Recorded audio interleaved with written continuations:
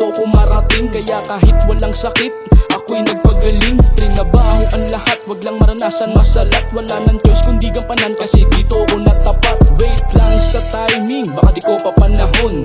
Waiting lang ako, pero may kasamang kilos yun. Lang ako sa aking sarili, natatapusin ang misyon. Hanggang sa dumating ang araw na puro na lang bakasyon. Pamilya una kapag masagana, plano sa isip sana gumana. Sana'y maarok, buhay na maligaya hanggang mabigay gusto ng aking pamilya. Kaya agad na bumangon sa kama nang sa ganun ay matupad mga sana. Binalot sarili ng kumpiyansa at di naubusan ng pag-asa. Ya eto ako ngayon, isang batang lulong na sa pangarap. At kahit anong hirap iharap, patuloy magsusumikat. Dahil wala rin mangyayari kung di mo kikilusan pare. Gumawa ako ng gantong klaseng rap dahil ako'y nagbabaka sakali na masali sa mga tinatawag na magaling, at sa mga tinitingal ang bituin, at sa mga binansagan na batikan. At sana'y maging isa sa pambato ng santulan. Sa mga tinatawag nila na magaling, at sa mga tinitingal ang bituin, at sa mga binansagan na batikan. At sana'y maging isa sa pambato ng santulan. Mga plano ko sa buhay, sana lahat ay makamit. Kaya sa mura kong edad, akin agad kinukulit. Pero kung sakaling ipagkait, kontento na sa simpleng buhay. Di naghahangad ng sobra, okay na yung may pang-alala. Kung ano man ang kapalaran,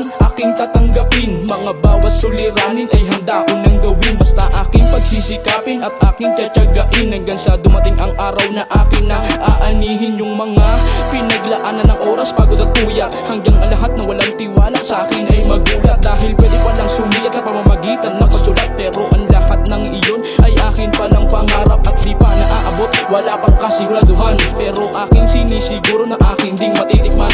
Ang pangarap na matagal ko